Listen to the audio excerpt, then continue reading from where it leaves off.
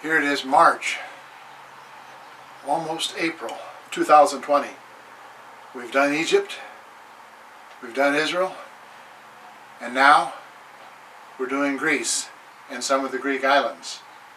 We've done Athens, and now we're at Corinth.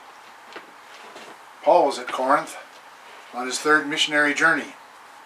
And if you read the book of 1st and 2nd Corinthians, you get a good idea of what Paul was up against at this location. It was a location that was filled with idolatry. It was a major Roman province and a port city. And therefore, being a port city, it would have many ships coming and going, many sailors coming and going. In fact, right up here on the hill is Corinth. It's a mountain about 1,000 feet high above the Aegean Sea with a great view. And this is where the prostitutes would hang out. This is where the temple of Aphrodite was. And as soon as the men got off the ships, they would walk up to the temples and engage in immoral activity. And this is what Paul came to face with, and he was warning, he was admonishing the Corinthian church. There was dissension in the church. There was backbiting. There was selfishness. One fellow had been sleeping with his father's wife in particular.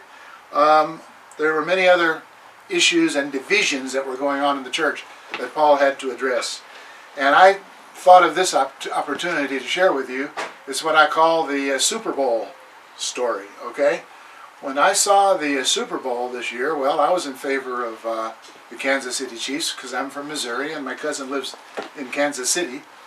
And it was quite a good game, but the halftime show was kind of shocking. After I saw a few minutes of it, Shakira and Jennifer Lopez with their hip gyrations and pelvic thrusting, I immediately texted my kids and said, please censor this from the kids because it's not useful for anyone, but especially the young children who haven't been warned that that's what they're going to get in the Super Bowl this year, 2020.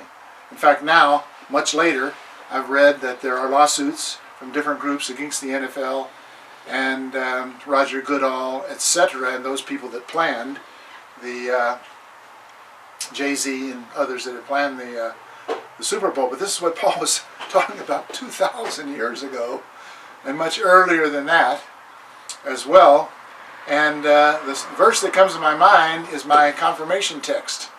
Back in St. Louis, back in the day, I was 14 years old, and I was being confirmed in the church.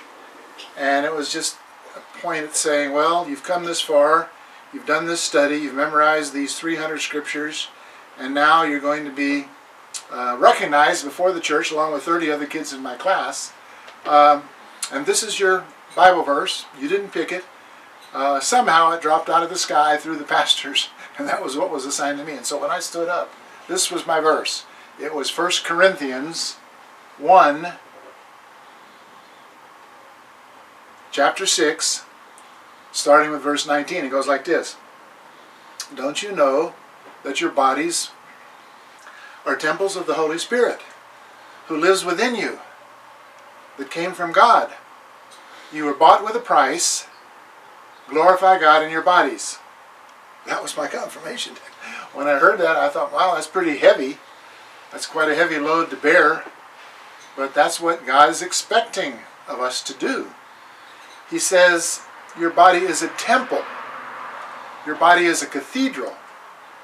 I've been around Europe starting many years ago and led 10 tours there myself.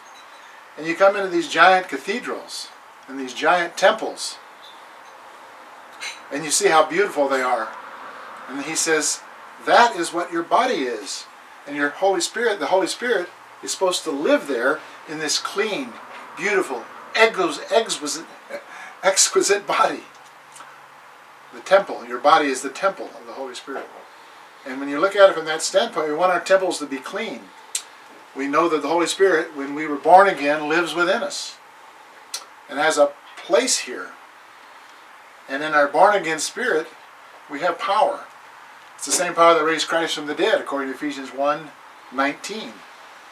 So we do have that power in us if we learn how to obey the Holy Spirit and use it. Many times, through the benediction of the churches that I've gone to, they use a phrase at the end of Ephesians that goes like this: May the grace of our Lord Jesus Christ, the love of God, and the communion of the Holy Spirit be and abide with you all. Amen. That's usually the end of the service. And we go through that pretty quickly. The grace of our Lord Jesus Christ, that's the second article of the Apostles' Creed. The first article is God the Father Almighty, maker of heaven and earth. The love of God. Third article is the Holy Spirit.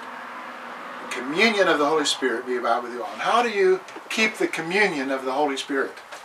And that is the question Paul had for Corinthians, and that's the question that we have for today, for ourselves, for our children, for our grandchildren, for the people watching the Super Bowl, for everyone else.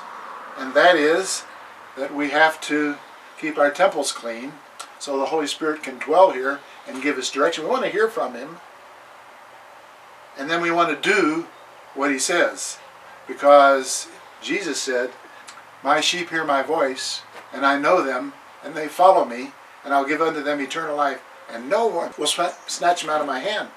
So we are tuned up to hear the Holy Spirit. We do that when we keep our temples clean. Don't you know that your bodies are temples of the Holy Spirit who lives within you? It's a gift from God. You're bought with a price. Glorify God in your bodies, which are God's, which is God's. So this body is God's. It's not mine. And I've desecrated it enough, but I'd like to stop now.